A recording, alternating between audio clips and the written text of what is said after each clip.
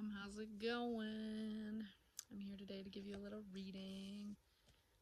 Actually, I'm gonna use, I feel like this is gonna be like a really in-depth one because whenever I pull this deck out, the Divine Feminine Oracle by Megan Watterson, beautiful deck, very in-depth. It's exactly that. It's super heavy, but not in a bad way. It's just very potent because there's so many powerful feminine figures in this.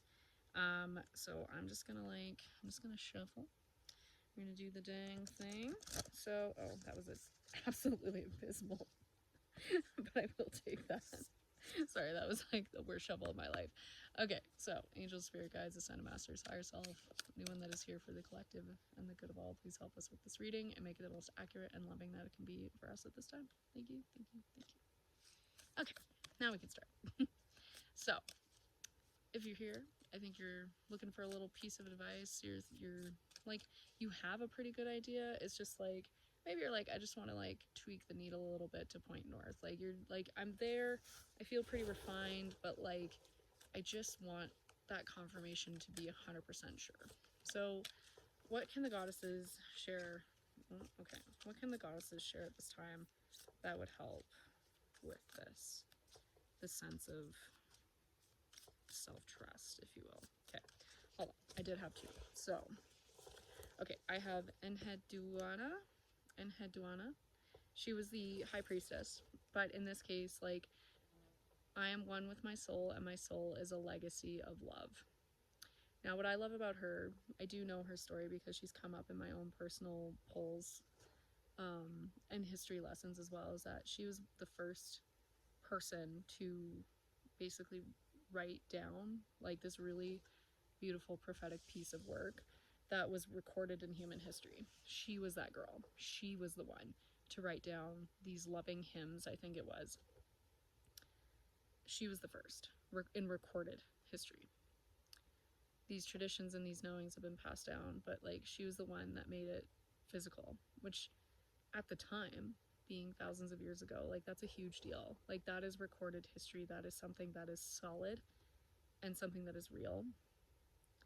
And the fact that it's by a woman is just incredible. So, you know, that's pretty cool. But with her, it's like there's a lot of power in her recognizing this and being able to commit it onto stone and to be able to reflect on it thousands of years later. Like, that's very potent.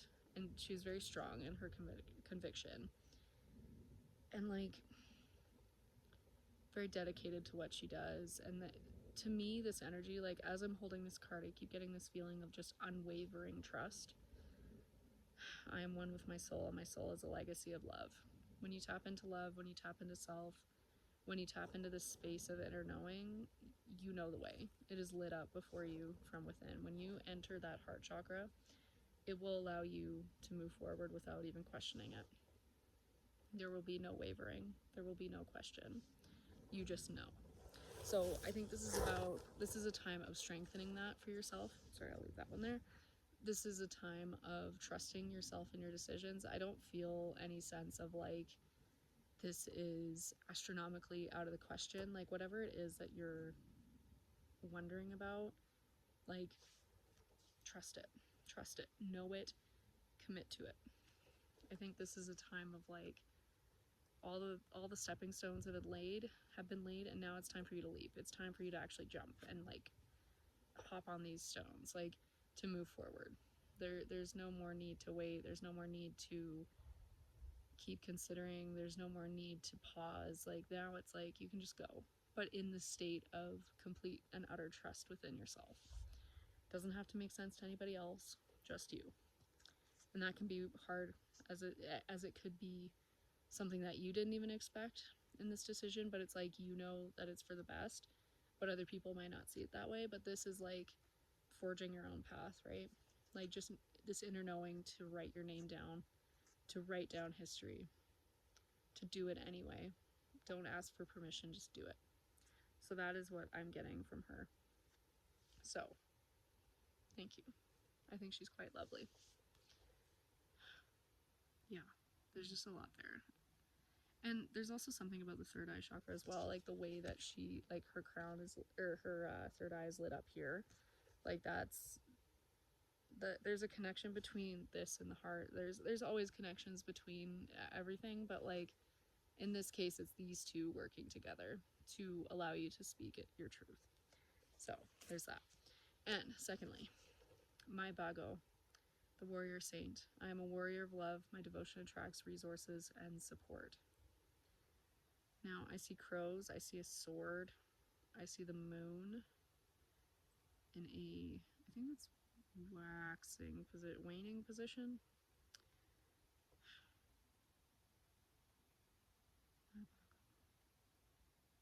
I'm a warrior of love. My devotion attracts resources and support.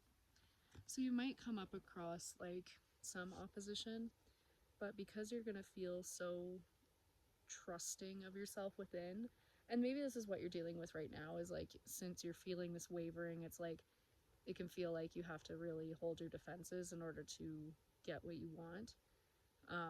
In this case, yeah, like there might be a little bit of fighting involved because people don't understand it. It's something new, it's something different, it's something that's like very unexpected for you, but yet to you it feels like the most natural thing in the world. Like, yeah, you might come up across that opposition, but you have the tools, aka the sword. You have the supportive spirit, which is all this light surrounding her.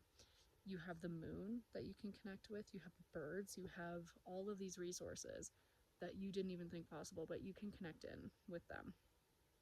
All of them. And she will protect as well, because she is a warrior of love.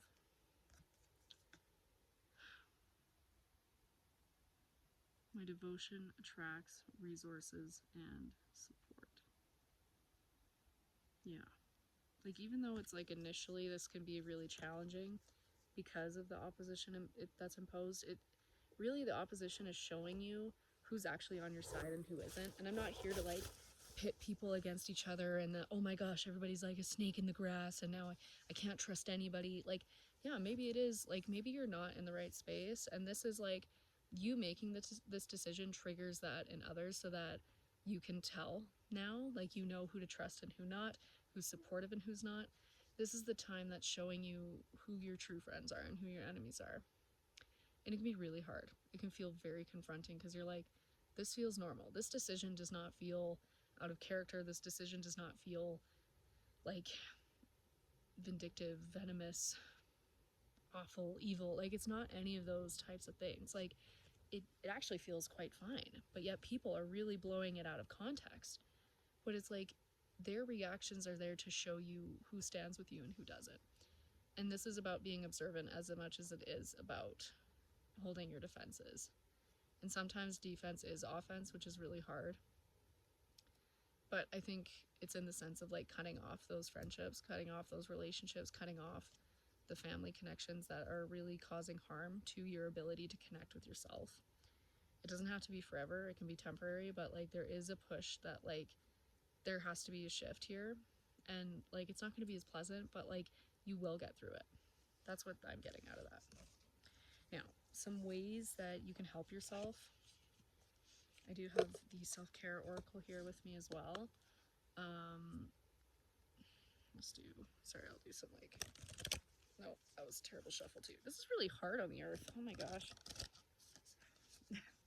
Trying to balance it on my knee is like interesting. Okay, there we go. Much better. So like, what are some practices that you can do?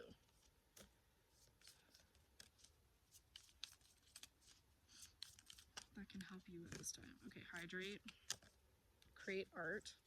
Maybe that's part of it too, is like your art feels controversial to others, like it's their reaction to it versus like you actually just expressing yourself, but they associate your art with you very heavily. Therefore, it's like this whole panic because they're like, this is so foreign, this is so different, but that's art. That's creating something new. That's an expression of you, right?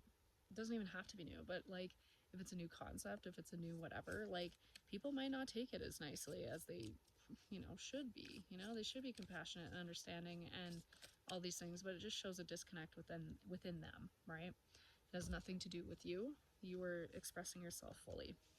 So that's what you should focus on.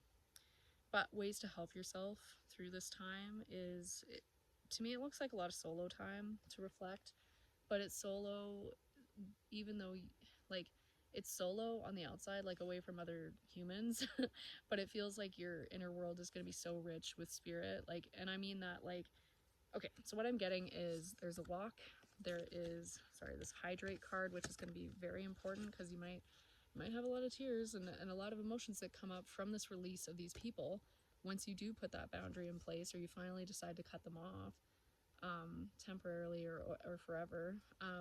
You know, you need to hydrate in order to feel sound in this and cleanse yourself as it's happening.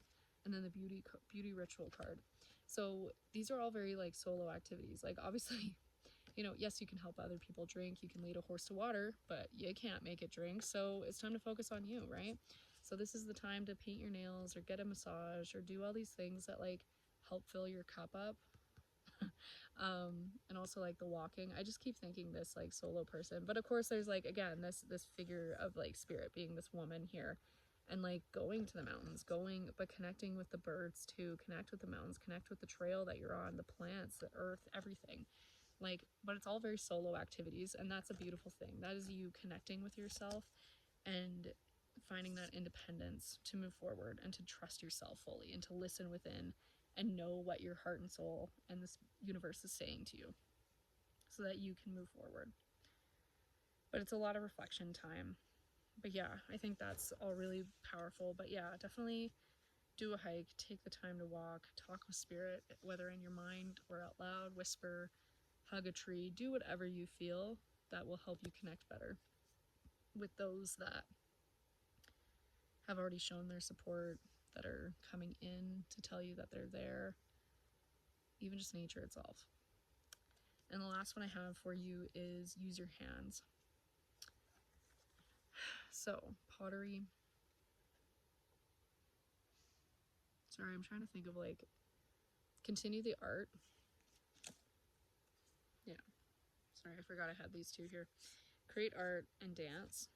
Maybe it's through the rhythm of your body. It's the rhythm of the night. Oh yeah. It could be like that. But yeah, it's like there's beauty in movement.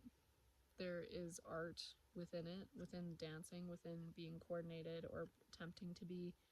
Again, it can be very solo. You can join a club, you can do whatever, but making sure that's like more physical movement, like it's more, it allows you to get out of your head and into what's in front of you because you're using your hands. So it can be pottery, where it's like all your attention, whatever it is that you feel like like a really fun hobby that you're after, or again, like maybe this is a part of your everyday art that you're doing, as long as you're able to kind of like dive fully into that, it's going to help with everything overall. But it's going to be like a time where like, yeah, you'll kind of connect with people, but it's more about you at this time. Like there's nothing else to it. It's you. This is going to be a growth period, but it's going to feel like there's retraction right now. You're coming into this hermit mode of like, you know, just kind of staying close to self because you've been through it, but eventually it'll ease up and then you'll open and that time will come. And sometimes like through these experiences where you have to like put your guard up and all these things and you finally learn the truth about people, like afterwards there is a period of like this retraction and this like I need to keep myself safe, but you can still keep yourself safe and have your boundaries without being completely clenched up. Like it's okay to retract, but it can't be forever because that causes strain and panic and all these different things on your body. So it's about the nervous system regulation, which is again through the water, through walking, through connecting with spirit, through connecting with yourself, focusing on your body, focusing on getting into this space here. The heart just feels very significant right now because this is where, you know, this is where your passions come from. This is where like your ability to care for other people comes from. This is a lot of, it's a very important space, the heart space. But you can't do that if you're constantly in this you know, state of anxiety and fear out of who you'll meet next, because it couldn't possibly get any better, any worse than before, but yet you're still so fearful of life that you've just decided to stay. And I've been there too, and it can be very scary to integrate back into life, but you can do so in your own way, and spirit will tell you how and when. So that is what I have for you. So remember, hydrate, take a walk, use your hands, dance, create art, and be with yourself. Be in the now, and that will help you get through it. So, I thank you, and we'll see you next time.